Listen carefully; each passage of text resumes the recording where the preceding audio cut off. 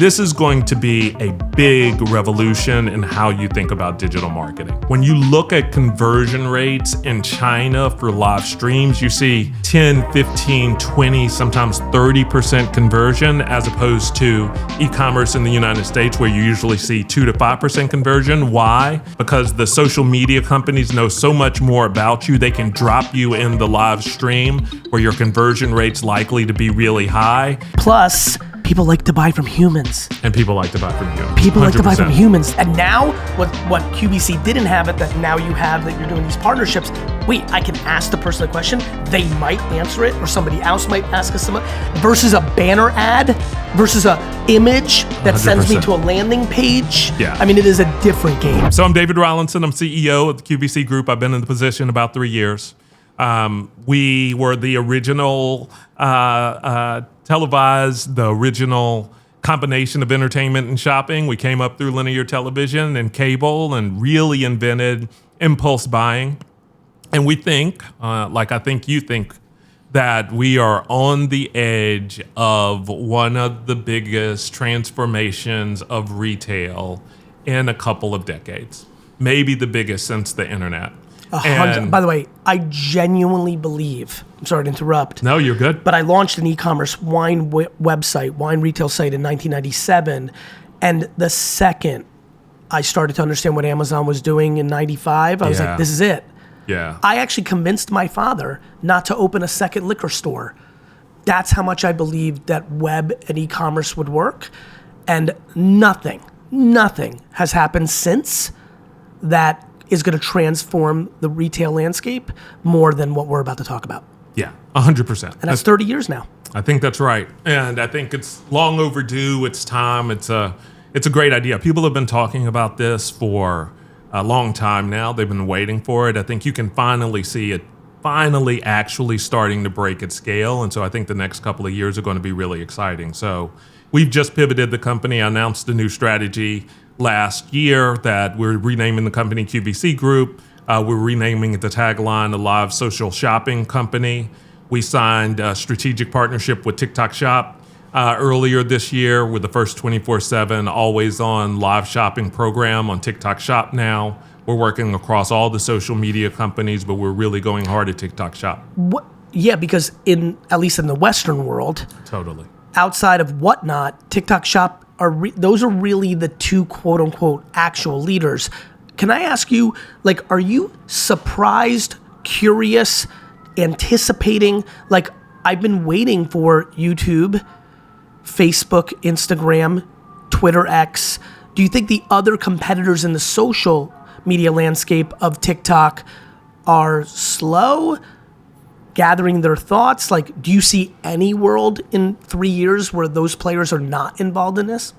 I know I threw like 9 questions at you. No, it's good, but they all have the same heart. The same heart's at the question. The advantage of TikTok is that they are connected to China.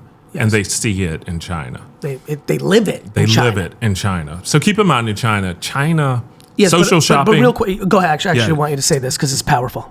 Social shopping in China is $500 billion. $500 billion. Just social shopping in China is larger than a lot of the GDP of a lot of economies around the world. Correct. And it's something like, depending on who you listen to, 40 to 50% of all e-commerce in China. In the US, social shopping is 6% of all e-commerce. And so we're way behind China. And by the way, David, people just were stunned that it's that high. Like when you just said that, all the CEOs, all the CMOs, all the entrepreneurs, all the creators, all the influencers, and again, you and I, like all of us, you know, whether it's 6% or 4%, these reports can be a little, right? But people do not even realize how big it is in the US right now. 100%. This second. That's exactly right. Yeah. And it's growing very fast. By the nanosecond. It's growing very fast. So I think the best estimate suggests it's about 70 billion a day. It'll be 140 billion in less than 5 years. It was 70 billion in 23. It should be 140 billion in something like 28. Mike's doing his first live show. He opened up his mouth during one of my shows this week. And now I'm forcing him. He's literally, he's doing a garage sale. How'd you do? Oh, he's doing it tomorrow. Do it tomorrow. Tomorrow, or he's fired. This is big. No, I'm not kidding, David. I need to know your numbers. I need to know your numbers. What are we selling? Sports cards. Is that Okay. what you're doing? Yeah. You have enough laying around? Baseball and Star Wars. But you have to do me a favor. Please throw some random stuff because actually, please, like a hat, like a coat, like a golf club. I actually believe that this is so big that is going to, and this is tough for me because I grew up garage sailing and flea marketing. Yeah. But I believe in 4 to 5 years, like the garage sale is going to happen on live social shopping. You're Interesting. literally going to be in your living room. You're like, how about this curtain? Like people are going to be with a phone and be like, what do you want for my house?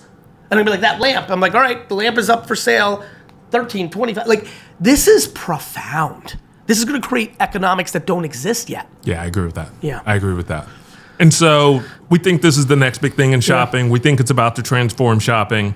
To go back to your point, so TikTok is tied into the Chinese ecosystem, so they understand where all of this Sure. is going. And so I think it's helped them get But don't you think faster. I'm sorry to interrupt, but don't you think if you and I are smart enough, because we know what's going on in China, wouldn't you like to think that Mark Zuckerberg and Linda and Elon they know it's happening?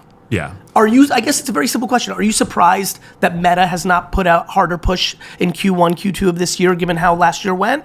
Or do you not even think about things like that? No, I think I'm shocked. We How about that? We do a lot of business with Meta. We have a great partnership with Me them, too. and we're working with them on social shopping as well.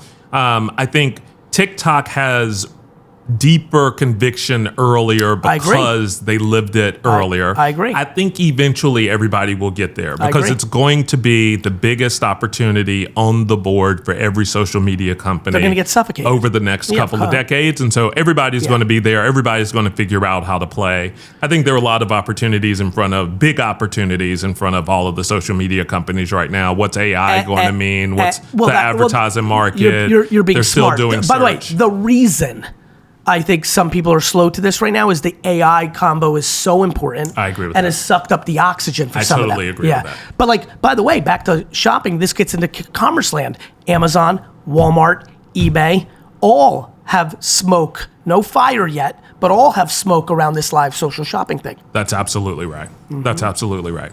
I think what's different, and I think what's really good about what you're doing, and I think is it's not just, so everybody has a piece of it. What QVC figured out a long time ago that nobody's really quite tried to figure out yet in social, and I think it's one of the reasons that social shopping is taking longer to take off in the United States, is you actually have to build a full value proposition. Yes. Right? So you have to generate the content, yes, but you also have to build a merchandising function so you have all the products. QVC sells 400,000 products a year. So we have all the products that you need. amazing. But then you got to get the products in people's hands. So we ship 200 million boxes a year.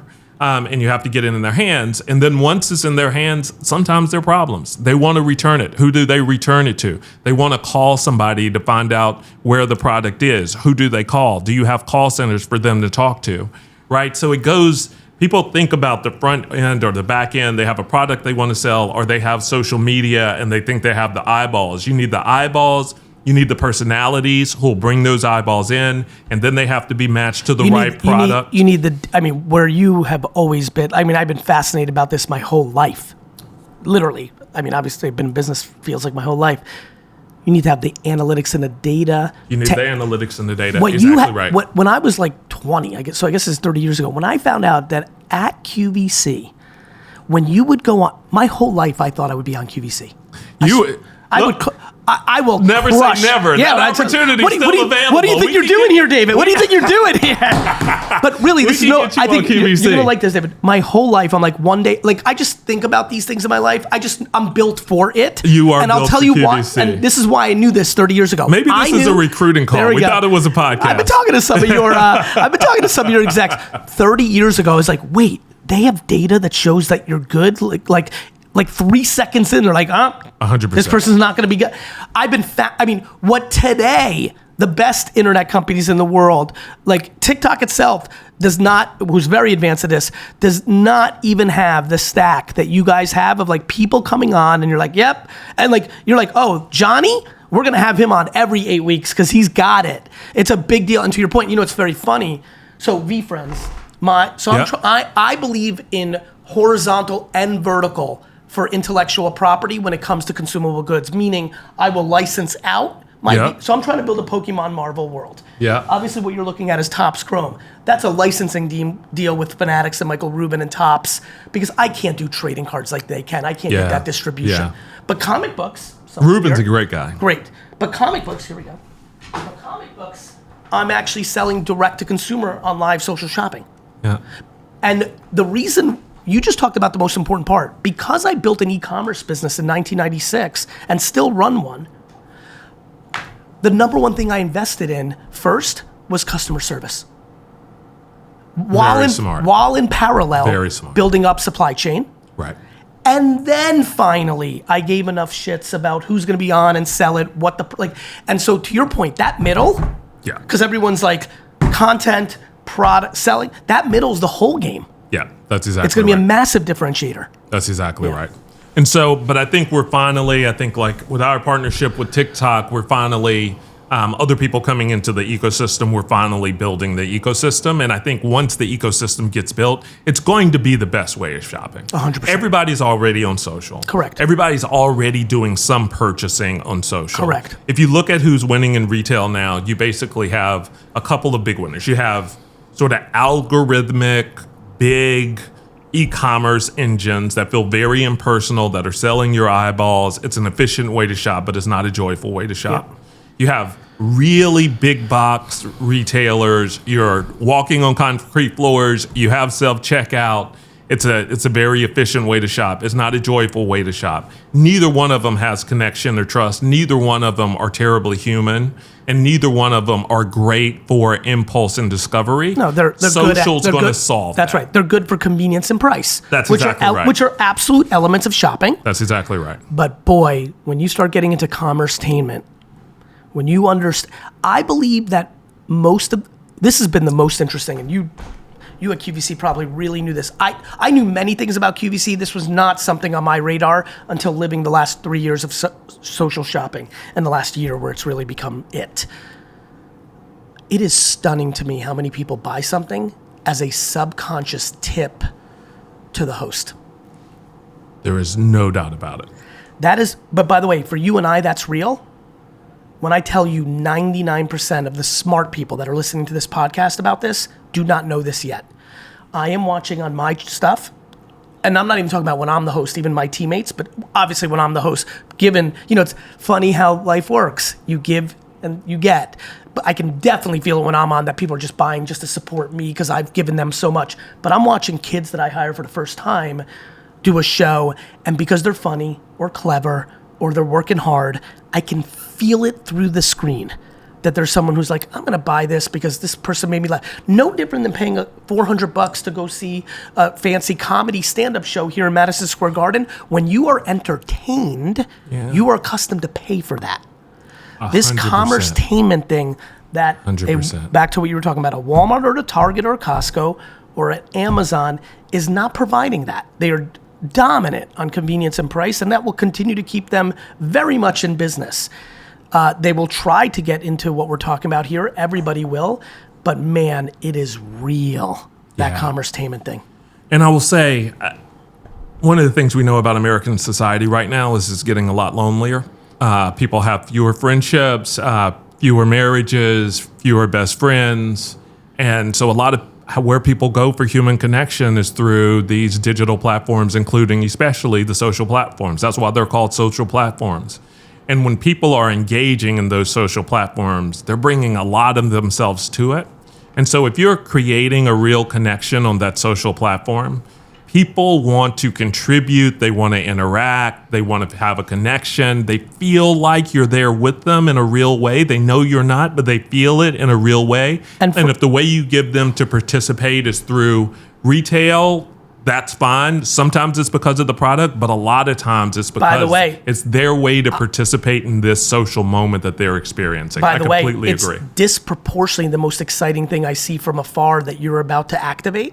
You have had an enormous community that has not been able to be connected with each other given the medium of television. That's right.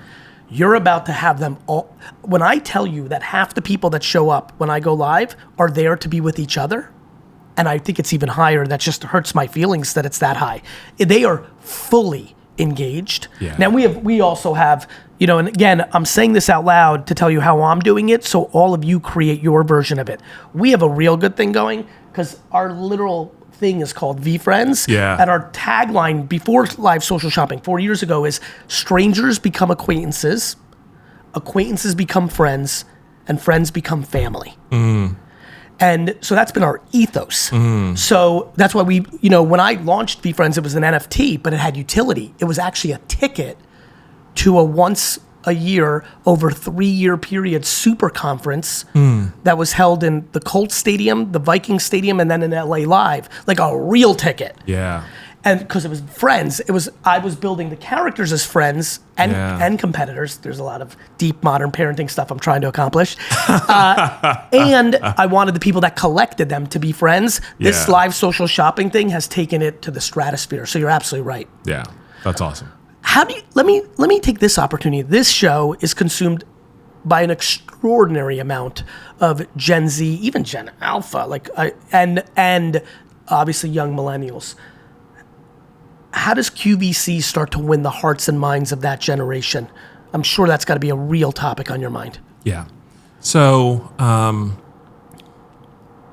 we've always been centered on sort of a woman as she goes into her 30s, 40s, 50s, comes into more discretionary income, has more discretionary time, tends to want to, after she's been very focused often on family and friends and others, now gets a little more focused on herself, is willing to treat herself, is willing to invest in herself, and is also investing in other, buying for families, friends, that sort of thing. So we love that customer, absolutely love that customer. Everybody else can chase younger. We love that customer. We're going to stay with that customer. We think that disproportionately, these women who have raised a family are deeply involved in their community, are for no fee, holding up the nonprofits that serve the people in need in those communities. We think that woman is a hero that the world underserves, and we're really happy to serve her. So we will not walk away.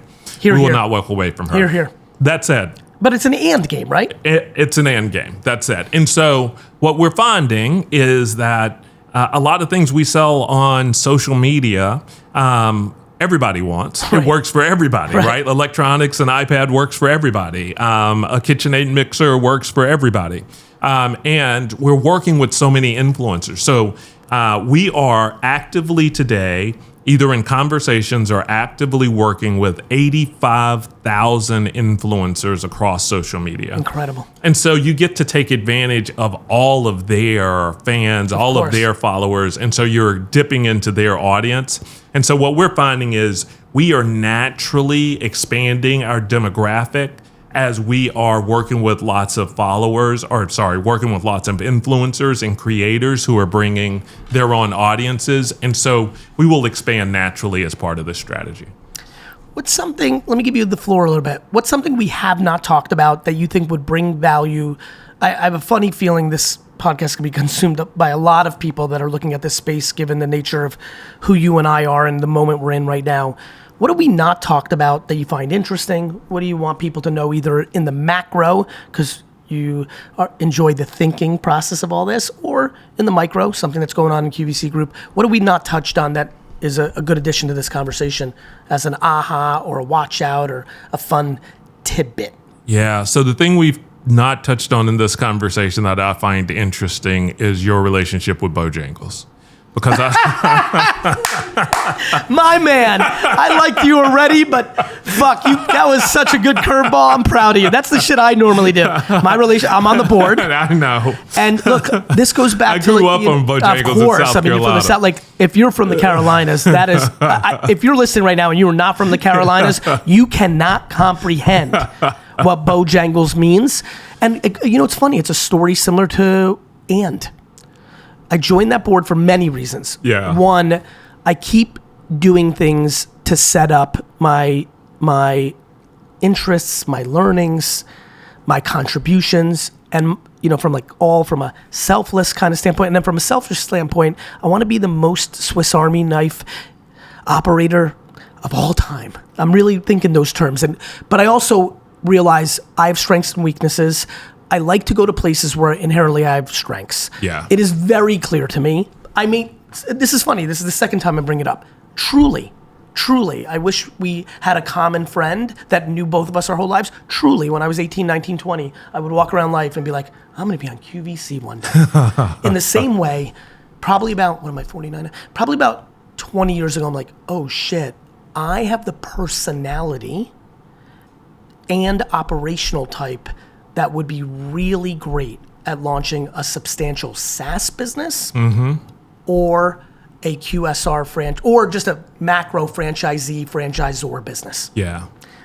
So I've spent a lot of time investing in SaaS businesses, and then I joined a board of a QSR that was and this is very specific. I had other opportunities, but Bojangles was at a point where it was ready to double down and win bigger in the South, but was ready for the first time ever to expand out west and up north. And so it's been a great journey. Yeah. And I wish, listen, everybody's got their thoughts on eating and foods, and I'm kind of like, nothing is black and white. It's all a little gray. I think some indulgence would do a lot of people some good. Occasional indulgence, I think, is right. Because I'm on the board, I've had to really go deep on every version of every kind of fast food competitor, things of that nature. Bojo does good food.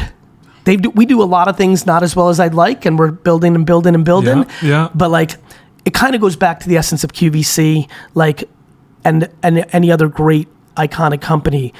When you do a couple of things real well, it always gives you a fighter's chance to adjust to the things that maybe you missed or are changing on you. That's exactly right. So a more serious answer, Please. I would say, we just think we're at a moment, right? If you look at linear television, this year will probably be the first year that streaming viewership will surpass linear television viewership. Last year was the first year that digital advertising surpassed linear television advertising.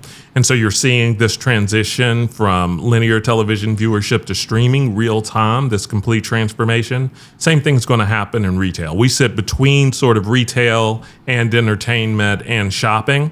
And so we're seeing this on the streaming side. By the way, we built a very fast growth streaming business. Our monthly active users are up 100% year over year. Where can people see that? You can see it at QVC Plus, HSN Plus, Apple TV, whatever your platform right? is. You download the app. Download so television QVC app. and HSN Plus. That's exactly right. That's exactly right. And so we're about to see the same amount of disruption in retail. It's coming. It's been building. I think we're finally at the moment. Like you said, I think TikTok Shop is the first real social media platform 100%. to sort of show people 100%. Sort of show people the way. Last thing I'll say, because I know you have a lot of people who think about marketing and digital marketing and things like that. This is going to be a big revolution in how you think about digital marketing. When you look at conversion rates in China for live streams, you see 10, 15, 20, sometimes 30% conversion, as opposed to e-commerce in the United States, where you usually see 2 to 5% conversion. Why?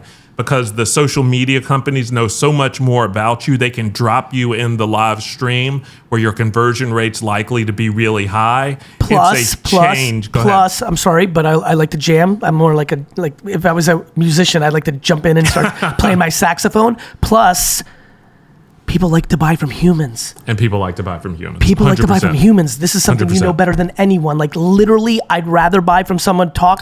And now, what QVC didn't have it, that live social happens, that now you have, that you're doing these partnerships. Wait, I can ask the person a question. They might answer it, or somebody else might ask us something.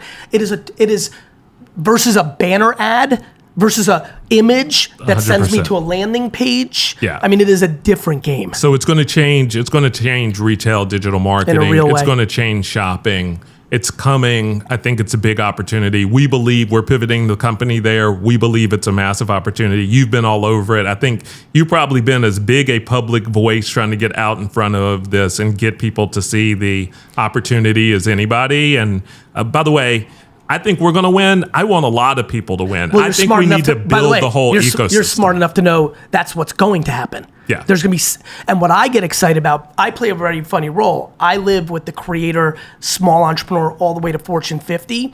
I want it both for people like yourself, like the biggest incumbents, but I want it for people like Mike. Yeah, that's right. And here I've got I want it for you, Mike. But let me say this, like you'll find this interesting. Here's a real tidbit. I think the hundreds of millions of people that are trying to become influencers. I mean, every single kid in the world that's 16 has one agenda professionally. I would like to be an influencer. Yeah. Because I just want to live my life and get as much money as possible. I believe that millions of people right now listening, hopefully over a decade that many will listen, but like millions of people that potentially could hear this are aiming to be an influencer, but do not have the talent. This is unfortunately like something that has to be said. But if they pivoted to be a social commerce person, that their destiny trying to be an influencer and getting brand deals and all that only caps at $8,000 a year. Yeah. Not the millions they dream of. If they took their same talents and decided to go all in on live shopping, I think they make hundreds of thousands of dollars a year. That long tail of win. You're going to be battling it out with the eBays and the Amazons and the like you've got your 30 to 50 that you're going to be playing with. Yeah. The long tail of it, the fact that there's, that's actually one. And it's a much more direct monetization. Of course. So that's going to be interesting. My friend. This was fun. A lot of fun. Take care of yourself.